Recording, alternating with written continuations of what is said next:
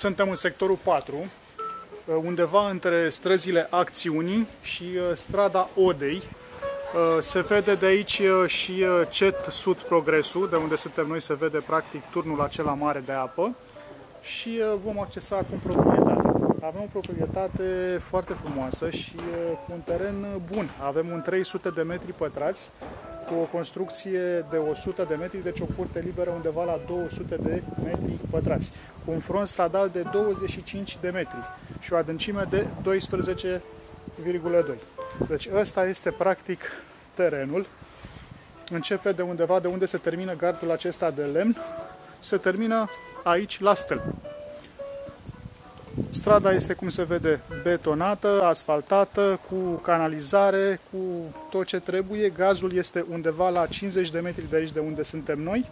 Deci, cu mici costuri se poate branșa și la gaz. În momentul de față este branșată la apă curentă, curent electric și mai avem și canalizarea, care se vede practic și la strada unde eram noi mai devreme. A mai rămas aici și o fântână, este practic un puț care, dacă se este tenisipat, și acela poate fi folosit în condiții optime. Și aceasta este partea de curte. Curtea care este, cum se vede, foarte frumoasă. Avem aici într-adevăr un vecin care este destul de aproape de noi, dar nu este calcan. Mai avem partea de spate, unde suntem practic lipiți de construcțiile vechi ale vecinilor, dar la fel avangard între noi și ei. Oricum, este teren suficient pentru a ne poziționa aici o casă frumoasă, fără a avea practic ceva calcan cu vecinii. Dar pentru asta va trebui, bineînțeles, să se ia autorizație de demolare pentru casa care există, sau dacă se dorește o casă pe aceeași amprentă, să ia reconsolidare și extindere. Cum se vede, avem și acolo sus un acces la partea de pod, deci mai avem și o zonă de depozitare sus și imediat acum vom accesa și casa, ca să vedeți cum se prezintă. Este o casă construită din cărămidă, undeva pe la 1970, cu branșamentul, cum se vede aici, de curent electric. Avem partea aceasta de verandă, marchiză, cum era înainte, cu geamuri destul de bine luminată pe timp de zi. Bine, acum lumina este un pic obturată, deoarece noi avem o boltă de vie, foarte frumoasă. Iar aici avem camera, o cameră destul de mare, o cameră undeva la 20-22 de metri pătrați, cu o înălțime destul de bună, dar cum se vede, cu ceva probleme la partea de acoperiș, deci practic trebuie intervenit dacă se dorește să se păstreze. Ea, așa ca și căsuță, e foarte frumoasă, are un aer aparte. Este o casă îngrijită, drăguțică, în care au crescut practic familii frumoase aici.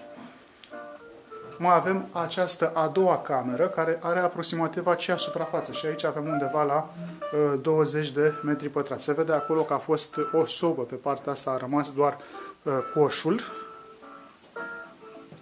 Iar aici avem și soba. Mai avem o sobă, era un coș care era practic pentru două sobe. Soba aceasta a rămas, o sobă de teracotă.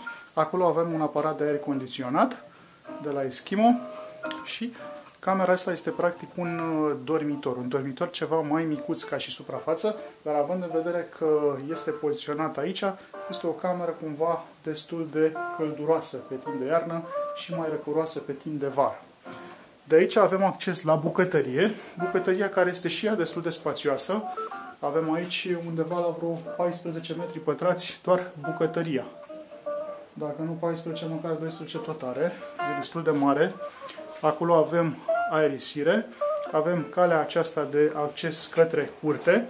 De aici se vede practic și unde avem noi apa trasă, practic. Deci acolo avem mica noastră cișmea.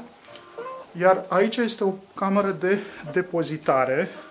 Este o cameră de depozitare sub care noi avem pivniță. Deci pe toată suprafața aceasta avem noi o pivniță. Să punem în camera așa să se vadă. Asta este partea de pivniță. Și mai avem și aici o mică anexă pentru depozitare diverse. Mai avem și aici aproximativ 5 metri pătrați. Cu cât mai avem aici încă vreo 6-7 metri. Deci pentru depozitare avem suficient spațiu pentru a pune orice este necesar într-o gospodărie. Și să fie foarte aproape și de partea de bucătărie. La bucătărie, cum se vede, s-a păstrat și această mică sobiță. Chiar dacă noi aici avem gazele la mică distanță și ne putem branșa. Aceasta este curtea. Din nou intrăm în curte, practic ieșind din bucătărie și aceasta este proprietatea. Vă aștept cu drag la vizionări și pentru orice detalii aveți telefonul. Vă așteptăm!